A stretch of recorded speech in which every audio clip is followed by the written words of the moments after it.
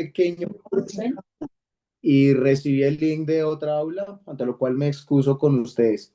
Pero pues al menos el tiempo nos permite pues dar espera al grupo. Pues vemos que ya hay 17 personas conectadas. Bueno, seremos 14 porque dos son mis perfiles y otro el doctor Ricardo. Y pues principalmente los quiero saludar. Para mí es un gusto retomar nuestra sesión de clase. Parece que me están viendo y escuchando de manera adecuada, entonces esto me permite hacer tal vez un pequeño recorderis, un pequeño abordaje de lo que vimos en las últimas clases. Entonces, en esta clase de reacción penal y sistemas de reacción, pues ya lo habíamos dicho en esas definiciones iniciales que vimos en la clase pasada, donde postulábamos pues que los sistemas de reacción se encargan de estudiar todo lo que está relacionado con el delincuente, la víctima, el delito, la cuestión criminal en general y cómo en los diferentes momentos históricos es que la sociedad y de alguna manera los nacientes sistemas políticos empezaron a tomar partido frente a la cuestión de la delincuencia, como criminólogos, como penalistas, como sociólogos criminales, podemos ir concluyendo que la cuestión criminal es uno de los aspectos medulares en las cartas políticas y pues no por ello habíamos afirmado con probabilidad de certeza en la clase anterior que el derecho penal, más que ser estático, es una cuestión dinámica que se va adaptando, que se va aterrizando, que se va acoplando, pues dependiendo de los diferentes momentos históricos, de manera que pues el delito va evolucionando, va cambiando y por ello vemos que el Código Penal pues se va acoplando. También recordamos que la Ley 2055 del 28 de julio de este año introduce por primera vez la figura de la inteligencia artificial como un criterio para agravar el delito de falsedad personal. Esto lo que hace es mostrar que el derecho penal ahora está empezando a interesarse en esta materia pues, de las inteligencias artificiales. Habíamos visto entonces cómo el delincuente o la persona que llegaba a transgredir ciertos valores jurídicos, pues era de alguna forma atacado mediante diferentes maneras en la época primitiva. Luego vimos cómo esa venganza privada fue evolucionando hasta aterrizar en el Código de Hammurabi y cómo era que se desarrollaba este derecho penal de la época de la antigua Babilonia. Abriendo la puerta ahora para lo que sería el derecho penal del antiguo Israel. Mm, ¿Y cómo era que se trataba al delincuente? Pues que incurría en una cuestión antijurídica, pues en este marco temporal. Aquí ya estamos ubicados en el año 1550 al año 1250 antes de Cristo. Desde lo que sería la salida de Egipto de la población esclava, ¿cierto? Tras lo que sería la liberación de la población esclava, hasta este episodio conocido históricamente como el éxodo, ¿cierto? Como la salida del pueblo elegido, del pueblo liberado, de, pues, digamos, de Egipto en términos generales. Mm, con destino a la tierra prometida. Este momento histórico nos permite afirmar por lo menos una situación base, y es que el reconocimiento de ciertos derechos dentro de una población esclava implica que exista un reclamo a partir de la ley natural. ¿Qué es lo que buscan las poblaciones esclavas a lo largo de la historia? Que sus derechos sean respetados y que sus derechos sean reconocidos. ¿Cuál es el derecho principalmente? ¿O qué derechos principalmente a lo largo de la historia? Claro, una igualdad de credo, que conforme evoluciona a partir, bueno, a través de los siglos más bien, y llegamos al siglo XVIII, XVII, cuando empiezan las revoluciones, ya lo que se busca es un derecho a tener propiedad y derecho a suceder. ¿Sí? Todo este esquema primitivo, originario, de la ley natural, porque aquí es cuando empiezan a hacer la ley natural. Ojo, la ley natural es creación o nace a partir del reclamo de los derechos de los pueblos esclavos. Se sintetiza en 10 normas básicas o, como nosotros lo conocemos en la teoría jurídico-cristiana. Perfecto comentario, doctor. Sí, aquí podríamos estar hablando de desplazamiento forzado, entre otros, que es un marco idóneo para hablar de crímenes contra la humanidad. Es que aquí es cuando empiezan a aflorar, como lo vamos a ver tal vez en la siguiente clase, cómo es que esta es la base para que más adelante se hable de crímenes internacionales y de lo que sería un exilio, una expulsión.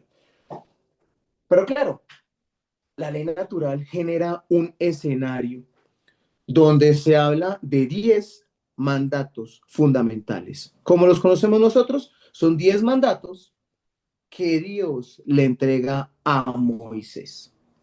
Este acto lo que simbólicamente refleja es que ese conocimiento omnipotente le aterriza a los pueblos con el fin de que se apliquen estos 10 mandamientos.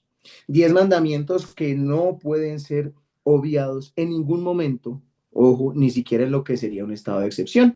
Son 10 mandamientos vigentes a la fecha y que con el paso del tiempo dejaron de ser un mandato político y se pues convirtió en un mandato religioso.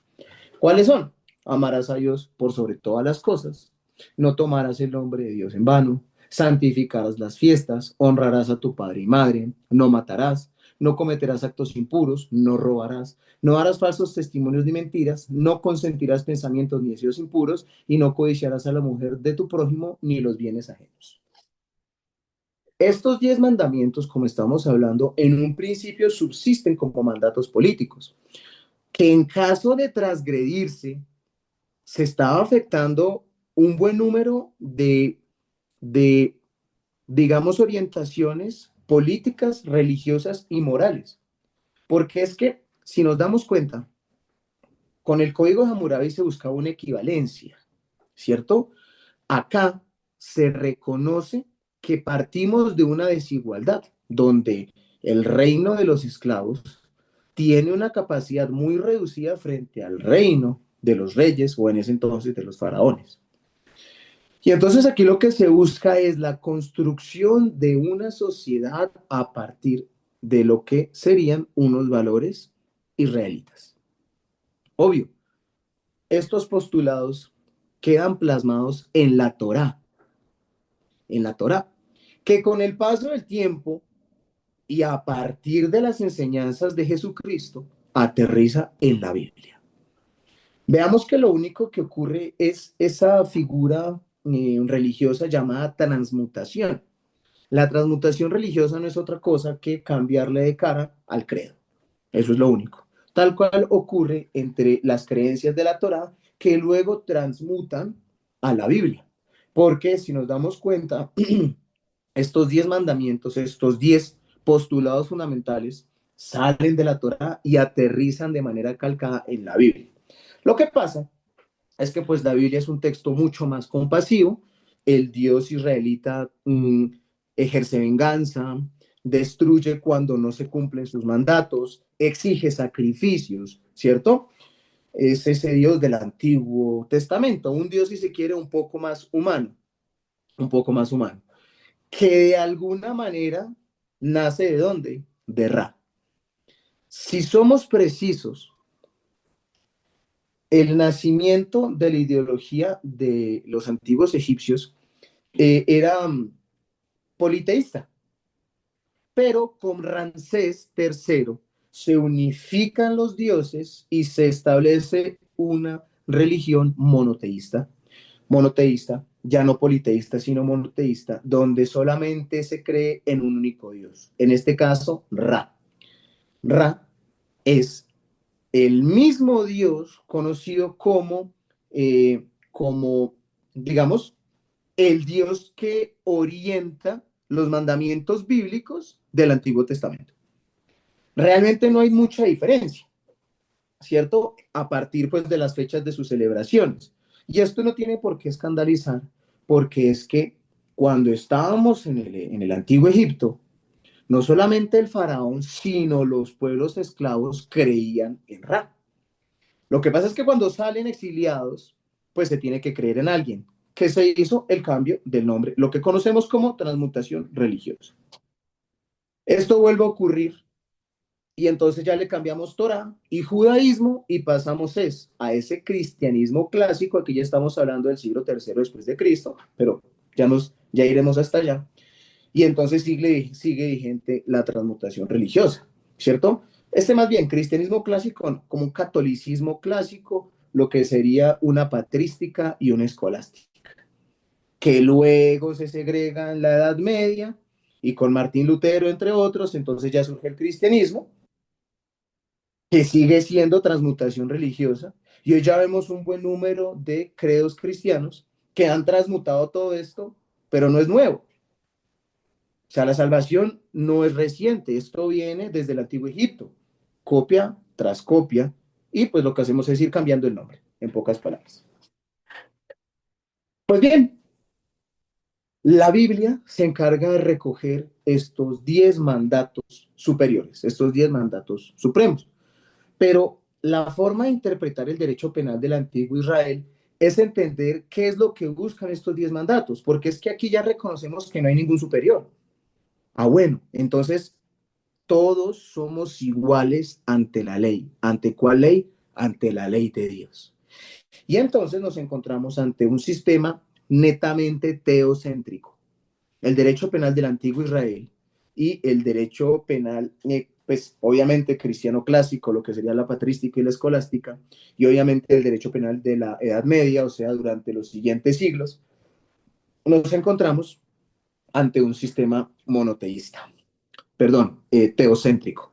De manera que aquí ocurre lo mismo que en la época antigua, se comete se comete pecado y se asocia con el delito, o se comete delito y se asocia con el pecado. Es decir, delito y pecado son lo mismo. La pena lo que busca es purgar el pecado para que yo pueda entrar al reino de los cielos, que es la finalidad de estar vivo. Entonces, yo vivo y tengo que cumplir durante mi vida estos 10 mandamientos para no infringir la ley de Dios y con ello abrir los reinos del cielo en la eternidad. Básicamente de ello se trata. Si lo entendemos a fondo, estos 10 mandamientos lo que buscan es una estabilidad social, un control social, de manera que todo el mundo actúe de buena manera. Y es que lo vamos a adelantar. Los 10 mandamientos son una inspiración filosófica que a mi criterio es muy bella, porque lo que busca es que no exista conflicto en sociedad. De hecho, yo podría afirmar algo, y es que aquel que cumple esos 10 mandamientos no va a tener problema con nadie. Pague su dinero, no se meta con lo que no le corresponde, honre a sus padres, etcétera. Más pareciera, y esto no lo digo yo, esto es una conclusión que la dogmática ha abordado pues, desde hace siglos, inclusive, es que estos 10 mandamientos son unos principios para vivir bien en sociedad.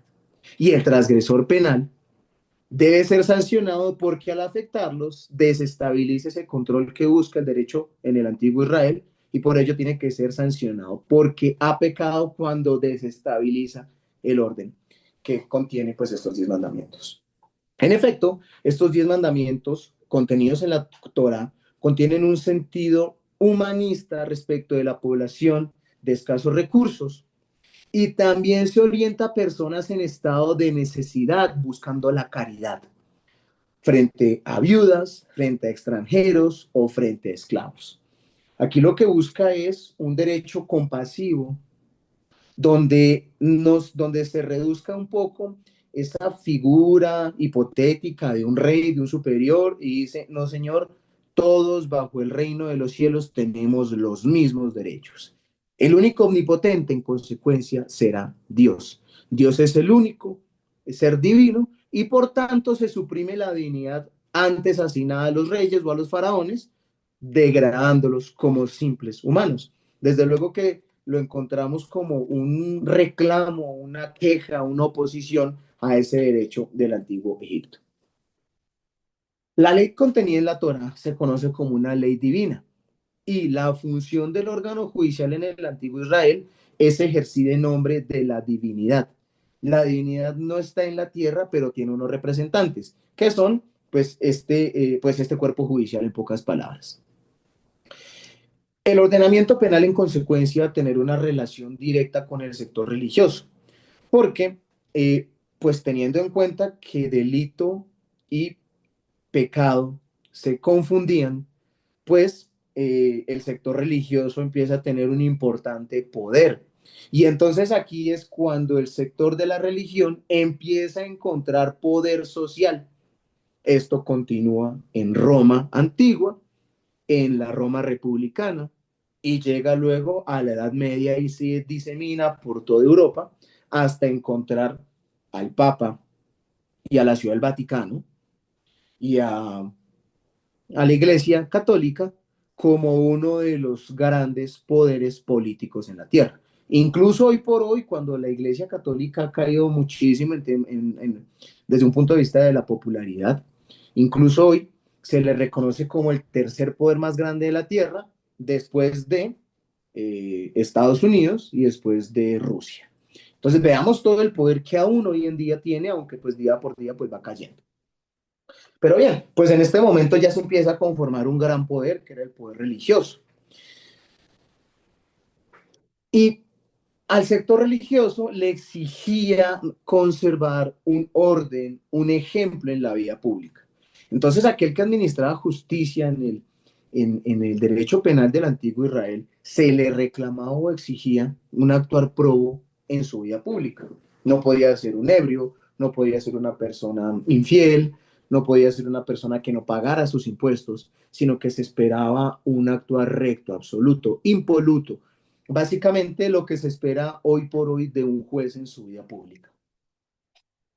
Dentro de las sanciones se mantiene la ley de talión, respetando esa equivalencia del daño causado con una retribución justa, solo que pues con visto bueno de quienes ejercían el control judicial.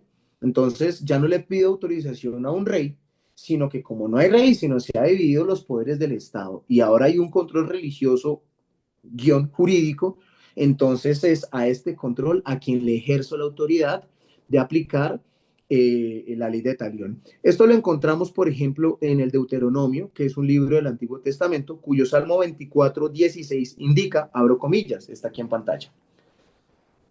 Los padres no morirán por los hijos, ni los hijos por sus padres. Cada uno morirá por su pecado. Esta afirmación nos explica cómo se mantiene la ley de talión como pena y cómo es que el sistema jurídico no se extiende más allá del orden personal. Entonces, si yo delinco, no tiene por qué irradiarse a mi familia, sino yo como individuo, pues tengo que surgir en responder.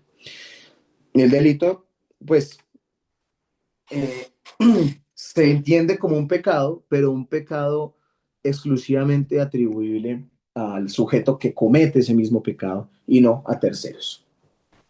Aquí empieza a popularizarse, y esto se mantiene hasta Roma, el sistema compositivo, o sea, el pago de multas o de compensaciones económicas por la infracción jurídico penal causada.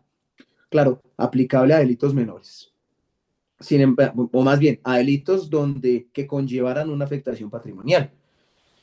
Esto no era dispositivo del sujeto activo del delito, sino que era obligatorio. O sea, si el delincuente delinquía y afectaba patrimonio económico, estaba obligado a subsanar, a compensar el daño causado, incluso existiendo la posibilidad de la confiscación. Existían jueces ya institucionalizados que desde luego trabajaban de la mano de la religión. Pero la calidad de juez dependía de quien fuera juzgado. Entonces, obviamente, por más de que estuviéramos hablando de una ley igualitaria, de una ley que degradara a los reyes, pues siguen existiendo castas y siguen existiendo de alguna manera personas que ejercían el poder, o sea, reyes en pocas palabras. Obviamente, los jueces también conservaban clases sociales y dependiendo su clase social iba a ser juzgado por un juez que hiciera parte de determinada clase social u otra. Separaba, y esto es muy interesante, los delitos culposos de los dolosos. Cuando había un derecho de defensa y si el procesado lograba acreditar que no existió dolo en su actuar, mediante cargos, descargos y práctica de pruebas, la inexistencia del dolo daba lugar a la libertad. Entonces, desde luego, aquí ya empieza a surgir, pues, el ejercicio de la defensa y la estrategia jurídico-penal. Surge la objeción de conciencia no sancionada. Resulta que aquí también nace lo que es la llamada al orden, donde, por ejemplo, eh, en caso de guerra, todas las personas solteras tenían la obligación de ir a batallar por su estado. Pero si yo era un recién casado, tenía el término de un año para presentar mi objeción de conciencia y no ir a la guerra. Claro, yo podría renunciar a esa objeción de conciencia y decir, me voy a la guerra por mi nación. Pero, pues, en caso de estar casado, de ser padre, entre otros escenarios, pues me eximía de esta responsabilidad. Y aquí es cuando surgen los primeros antecedentes de quienes no están obligados a prestar servicio militar. Aquí es cuando se empiezan a forjar todas estas ideas que hoy ya son propias de los sistemas jurídicos. Una de las conductas que conllevaba la pena de muerte era la realización de otras fiestas durante el sábado. Sabemos que para estos pueblos y para el contenido de la Torah misma, el sábado es una fiesta supremamente importante, tanto así que la violación al sábado llevaba a la pena de muerte, algo pues hasta ahora nunca antes visto y se toma de esta forma. ¿Por qué? Porque ya estamos ubicados, como lo decimos, en un sistema netamente teocéntrico, por lo que la ofensa a Dios conllevaba a la muerte. Como buen código, en la Torá establecía 4 diferentes modos de ejecutar la pena de muerte. Hay 4 vertientes, no dependiendo del juez o de su clase social, sino del delito que usted cometía. Entonces, atendiendo el daño causado y la modalidad de la conducta cometida, podía incurrirse o podría condenarse a 4 formas de ejecución: lapidación, hoguera, estrangulamiento y decapitación, siempre mediando el juicio de Dios, de manera que si Dios entendía que usted era inocente, pues iba a bajar y lo iba a librar de la lapidación, por ejemplo.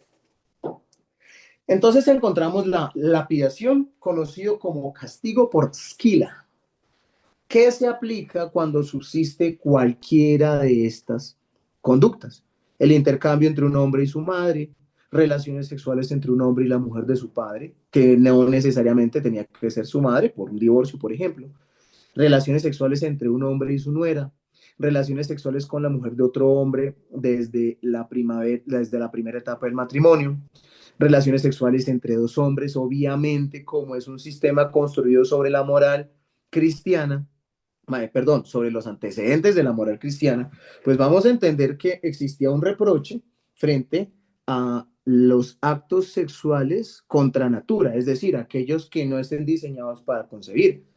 Entonces aquí casi que se satanizaba la sexualidad, siempre y cuando estuviera por fuera del matrimonio, ¿cierto? Porque recordemos que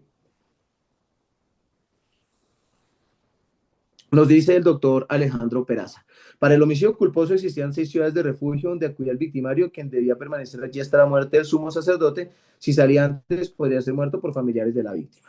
Pues bien, el derecho de la Torah, pues obviamente empieza a tener una serie de modificaciones importantes, ¿cierto? Hasta la fecha. Porque si revisamos la Torah, esto se mantiene vigente. Pues la cuestión es que ya hoy en día han ido surgiendo derechos humanos y otra serie de postulados donde pues en principio si usted comete un acto homosexual en determinada ciudad, pues lo pueden matar. Sí, esto lo sabemos. Pero pues digamos que empiezan a surgir ciertas variaciones. Mm, les estaba diciendo, gracias doctor por la intervención, les estaba diciendo, si nos damos cuenta el trasfondo de estos castigos, es que sigámoslo viendo. Miren, hechicería, uy, me salté. Hechicería pitónica, intentar convencer a otro que adore a los ídolos, a otros ídolos, instigar una comunidad a adorar otros, bueno, ídolos, ¿cierto? Brujería, violación del sábado, maldecir al propio padre, un hijo obstinado y rebelde.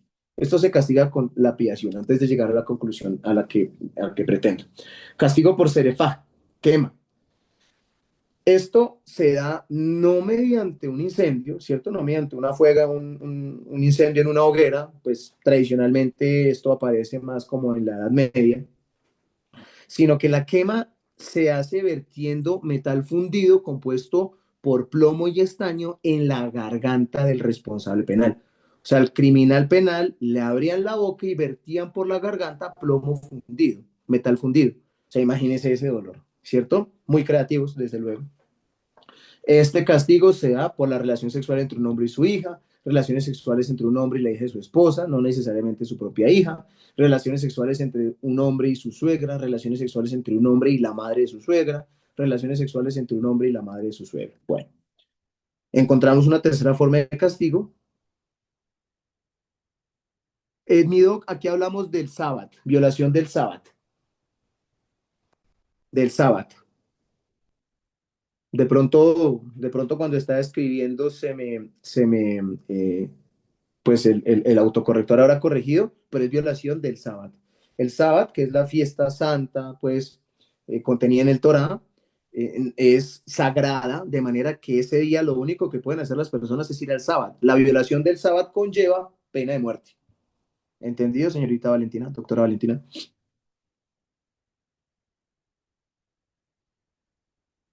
Muchísimas gracias. Bien, con gusto, amigo. Decapitación por espada, que es el castigo por jerez. Esto se da por el asesinato ilegal premeditado, o sea, el homicidio doloso, y por ser ciudadano de una Ir Nidachat, que es una ciudad donde sus habitantes son idólatras, o sea, donde se cree en ídolos, ¿cierto? Pues por fuera de la Torá. Importante resaltar que este tipo penal solo aplicaba cuando usted era judío. Si no es judío, pues no puede ser procesado. De alguna manera hay competencia, ¿cierto? La Torah y sus castigos solamente se pueden aplicar al pueblo judío. Entonces yo podría llegar allí y al no ser judío no me podrían procesar por a ninguna de estas conductas. Tenerlo en cuenta. Está también el castigo por genej o la estrangulación, que sea por herir al propio padre, por secuestrar a otro israelita, por profetizar falsamente, por proferir una profecía en nombre de otras deidades, ¿cierto? ¿Qué nos permite entender esto del derecho penal del antiguo Israel? Pues que estaba orientado a conservar valores sociales.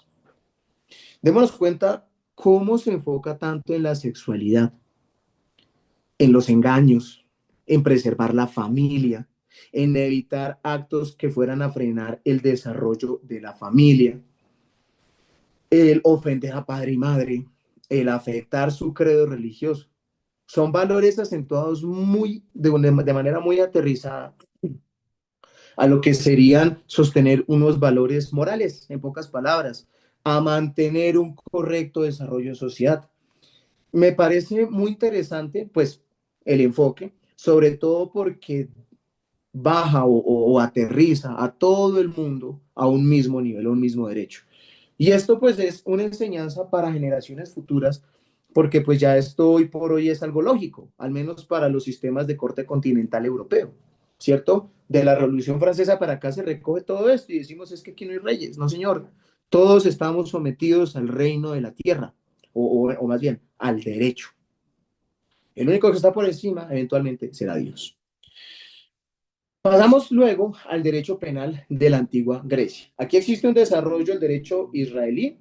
Aquí empiezan el derecho, bueno, de la mano surge el derecho griego y al mismo tiempo y durante las conquistas romanas, primero Roma se apropia de la cultura y la religión y la justicia griega, se apropia, la desarrolla y conforme va pasando el tiempo, Roma deja de manejar un sistema politeísta y luego queda sobre el siglo sexto después de Cristo en adelante en un sistema monoteísta, se cree únicamente en la religión cristiana y es cuando empieza la Edad Media. ¿Listo? Para contextualizarnos en lo que vamos a hablar los siguientes 20 minutos.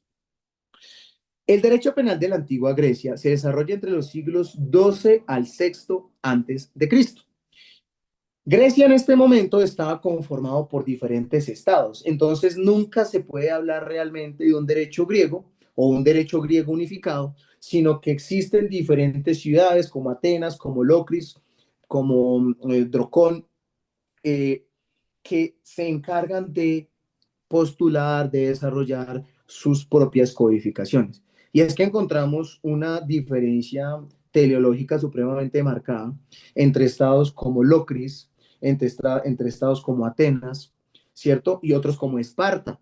Porque es que en Atenas, mientras que yo pensaba en igualdad, en libertad y en fraternidad, en Atenas, un pueblo más filosófico, ¿cierto? En Esparta, lo que se judicializaba era el buen guerrero, el ser un guerrero apto para el combate, ¿cierto? Donde incluso se justificaba cometer delito. No importa, cometa delito, pero no se deje agarrar, que era una de las pruebas que se aplicaban a los niños en los cuarteles.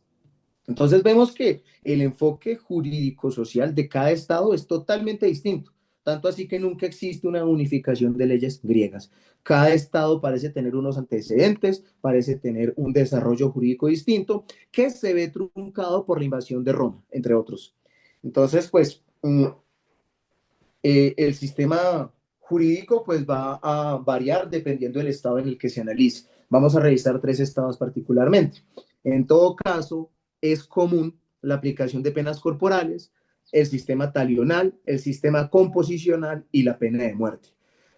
También es importante tener en cuenta que se mantiene este sistema de clases donde de alguna forma no es que si yo soy de clase alta y comete delito en mi contra un esclavo, pues vamos a tener un juicio idéntico, porque únicamente se deprecaba justicia de dos personas de la misma clase social.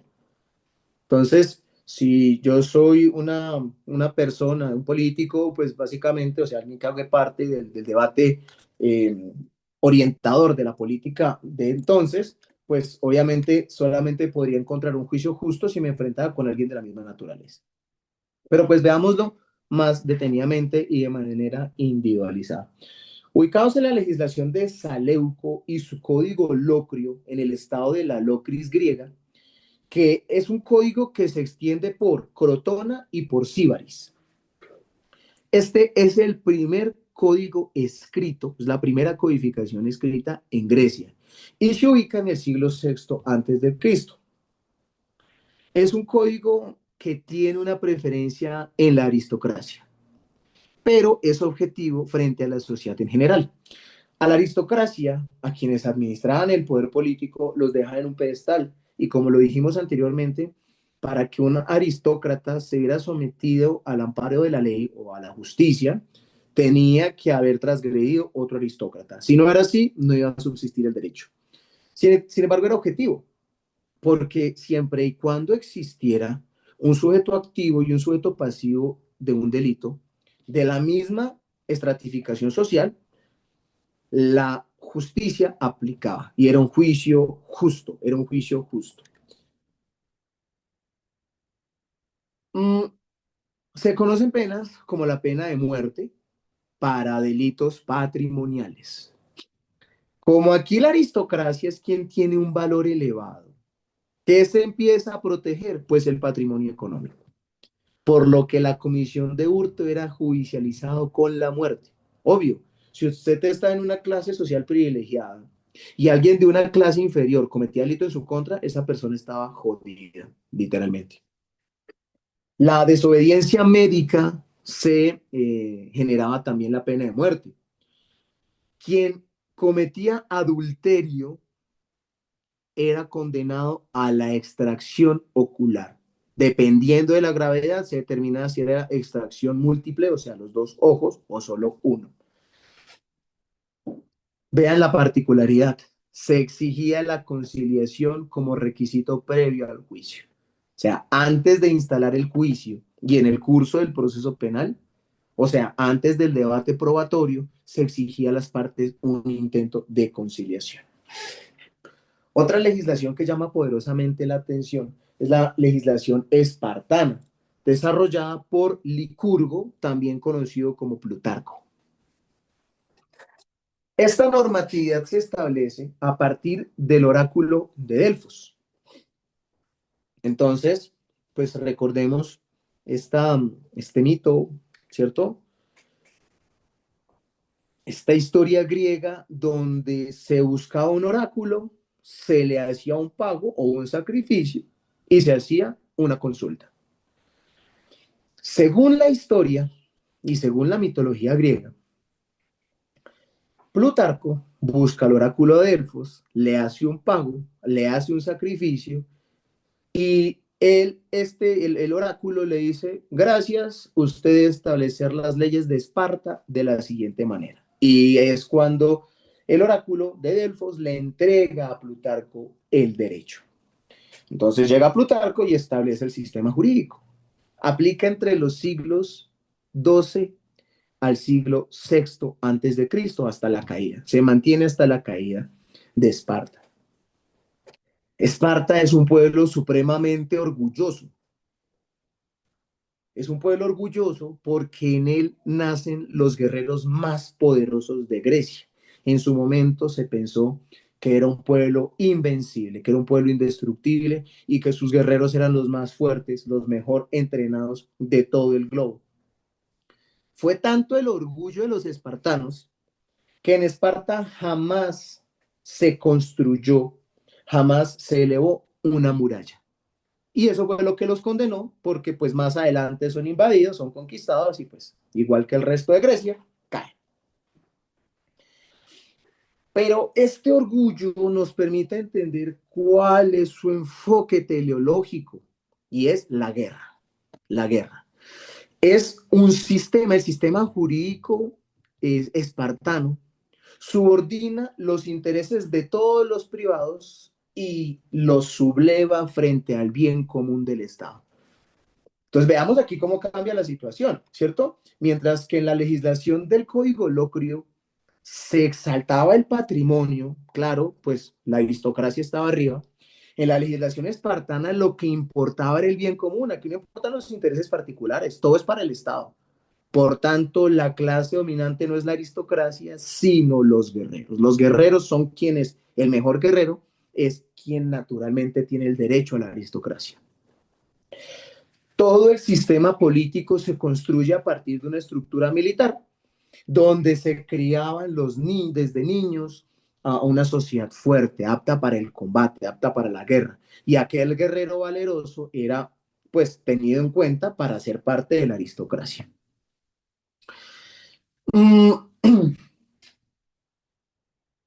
Existe una prueba que se ejercía sobre los niños espartanos, donde se le encargaba, este era el proceso de graduación dentro de los diferentes niveles, cuando pasaba de niño a adolescente y pues ya empezaba a ejercer una, un ejercicio de pronto un poco más aterrizado, más acentuado.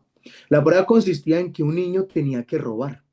Pasaba el examen si robaba, pero lo perdía si era capturado y se le podía agredir casi que hasta el cansancio. Si se muere, de malas. Entonces veamos que aquí incluso el crimen se valora, porque aquel que lograra salir adelante y no ser descubierto, se le entendía como un buen guerrero. Entonces, de nuevo, la persona hurtada no podía reclamar porque resulta que estamos entrenando los guerreros que van a proteger el bien común del Estado, de la grandísima Esparta. Las leyes de Licurgo o de Plutarco, ¿cierto? La legislación espartana entregada por el oráculo de Delfos, se mantiene hasta que en el siglo VI llegan los godos e invaden todo el pueblo griego. Pero antes de la muerte de Plutarco,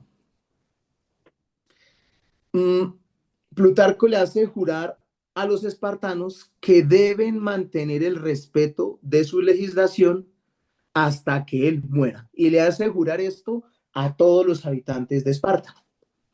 Él se va del pueblo y dice, hasta mi regreso, ustedes tienen que jurar, mantener y acatarse a las leyes, a las leyes de nuestra legislación hasta el día en el que yo regrese.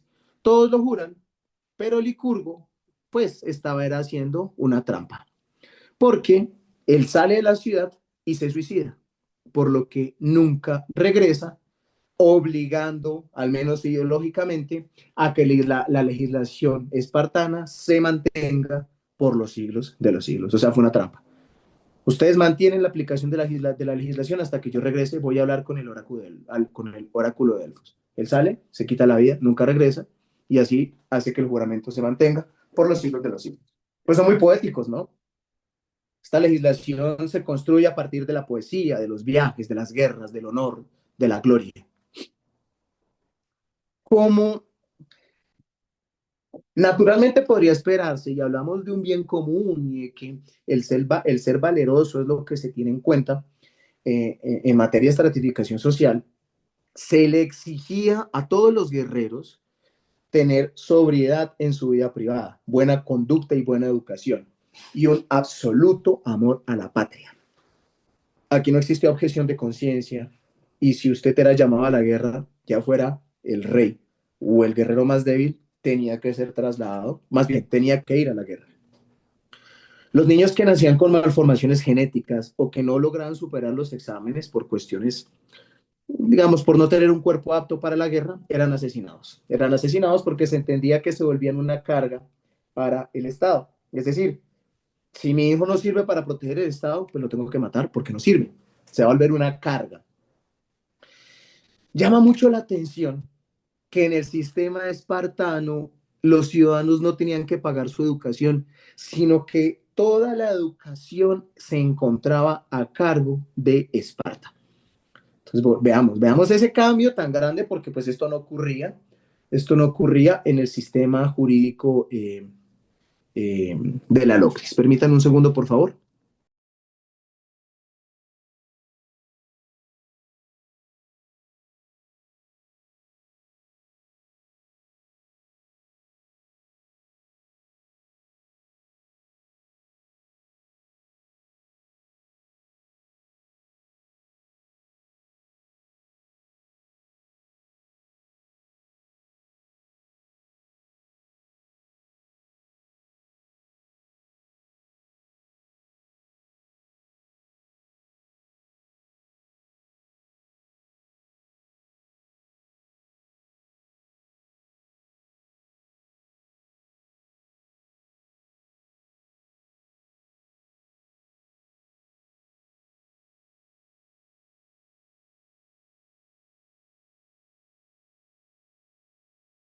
Una disculpa, muchachos, que se me estaba a punto de descargar el dispositivo. Bueno, mmm, continuando.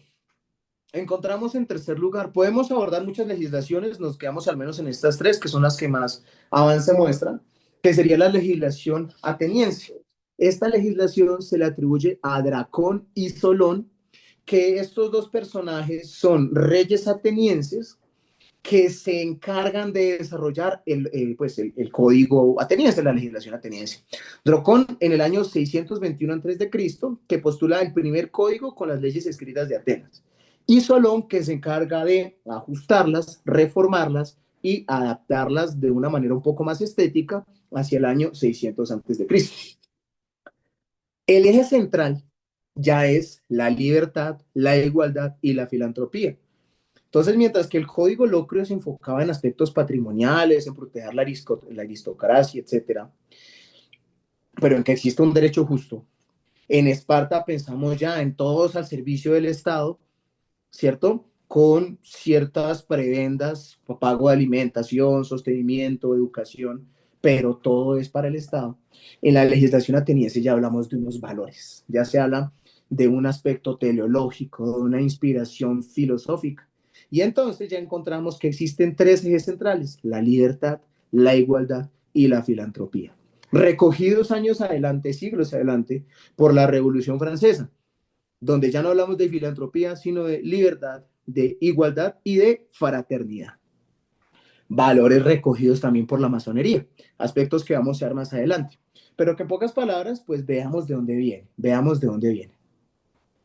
Entonces, eh, claro, aquí el delincuente no era aquel que afectaba el patrimonio, no era aquel que no era apto para la guerra o que no fuera capaz de aportar al Estado para su protección, sino que era aquel que afectara esa libertad, esa igualdad y esa filantropía. Es decir, aquel que limitara mi ejercicio a la libertad de mi orientación sexual, de mi pensamiento religioso, etcétera, ahí es cuando surgía la pena. Y ahí cuando se afectaban estos tres valores de la libertad, de la igualdad, ahí es cuando se aplicaba la pena corporal o la pena de muerte. Entonces veamos cómo entre cada estado había un cambio totalmente marcado. Pensemos en los cambios que habrían de un estado a otro en Estados Unidos, básicamente igual. Este derecho a la libertad versaba en que todos los ciudadanos, por ejemplo, podían pensar y decir todo lo que desearan dentro de los mismos límites establecidos por la ley, y aquí es cuando encontramos esa clásica afirmación que conocemos desde el pregrado, que mi derecho llega hasta donde empieza el suyo.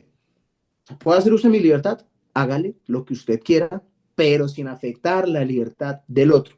Estas normas se empezaban a acomodar y evolucionaban permanentemente partiendo de dos criterios fundamentales. La temis, que era la justicia primitiva, y la nomos, que era la ley humana. La justicia primitiva era de origen oral, no estaba escrito. Su origen se transmitía de generación en generación y su origen era desconocido. Se interiorizaba a partir de la costumbre. Y la costumbre para la legislación ateniense era algo sagrado e inmodificable. No se podía modificar la tenis. Eso era sagrado. Mientras que la nomos, que era la ley humana, sí se acomodaba dependiendo del momento histórico, dependiendo de la evolución en concreto. Entonces, pensemos, por ejemplo, todos los cambios que hemos vivido. De pronto, no sé, ustedes sean muy jóvenes y no hayan vivido esto de manera tan marcada, pero pues es que hay un cambio en las relaciones sociales de manera previa al Internet, durante el Internet, con la aparición de las redes sociales y hoy con la aparición de las inteligencias artificiales. Entonces, claro, estas relaciones sociales y lo que se podría entender por costumbre ha cambiado muy rápido en los últimos 20 o 30 años. Que si estuviéramos en este contexto de la legislación ateniense, pues lo que entraría a modificarse sería pues en lo que conocemos con la ley humana.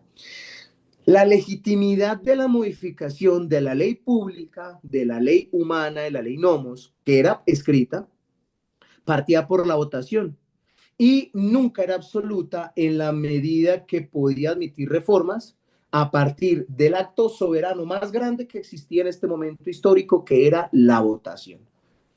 Aquí el soberano no era un rey, sino era la votación.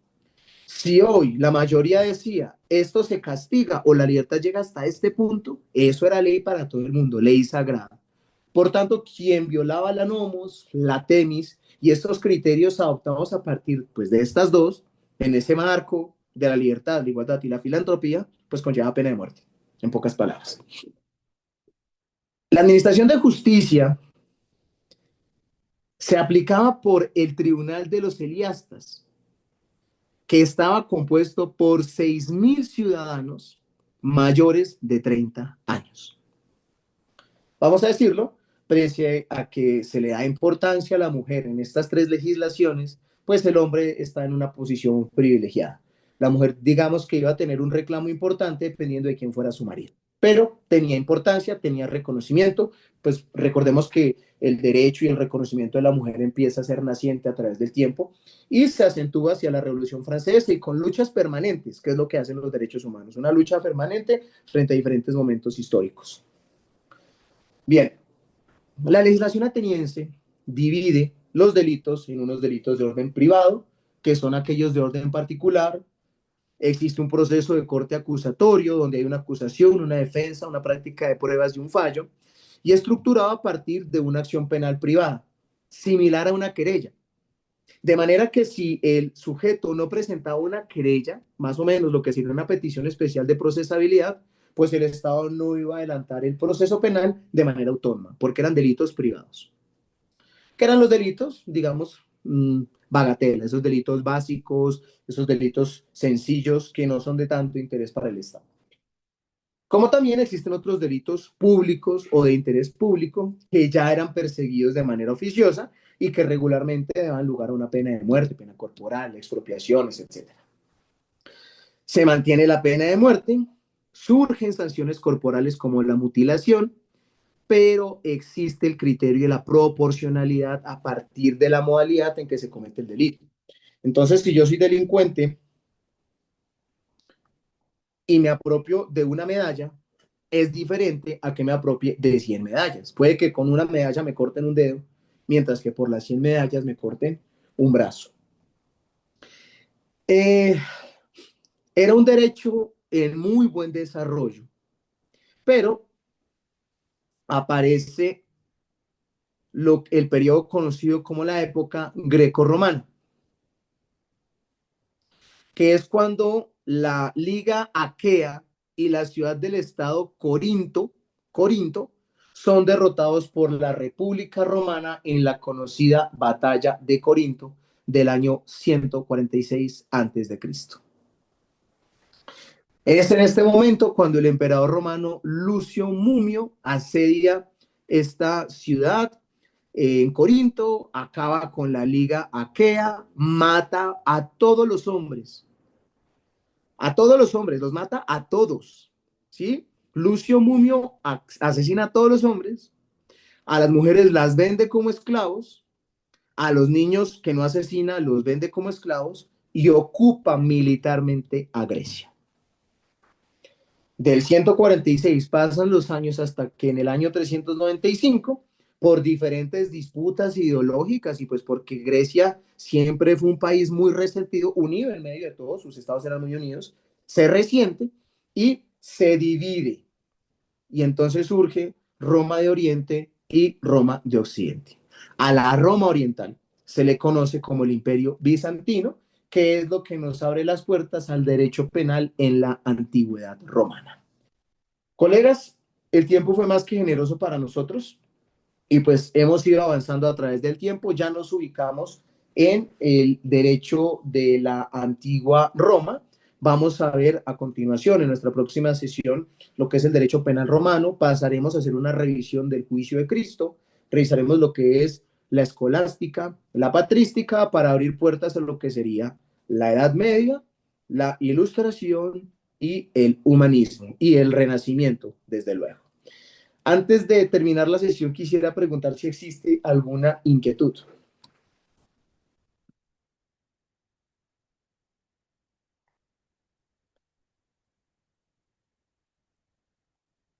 Doctoras, doctores, gracias, señorita doctora Juliet, por su respuesta. Bien, pues de nuevo un gusto. Ustedes ya tienen mi correo electrónico, tienen mi WhatsApp. Si requieren algún material de apoyo o desean absolver alguna duda, pues me dicen que las tutorías son pues algo que tendríamos que tener en cuenta.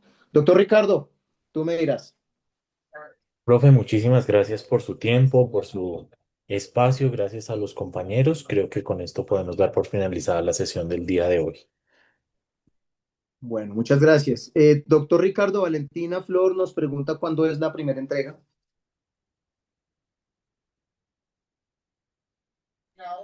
Apreciados, el día de mañana les voy a enviar por el grupo y por correo la propuesta de cronograma para que lo revisemos en conjunto. ¿Listo? Listo. Gracias a ustedes, queridos colegas. Nos vemos en la próxima sesión. Buenas noches para todos. Doctor Ricardo, un abrazo. Me retiro. Gracias, profe. Feliz noche para usted y para todos igualmente. Perfecto. Muchas Buenas gracias, noches, feliz que noche. estés muy bien. Hasta luego.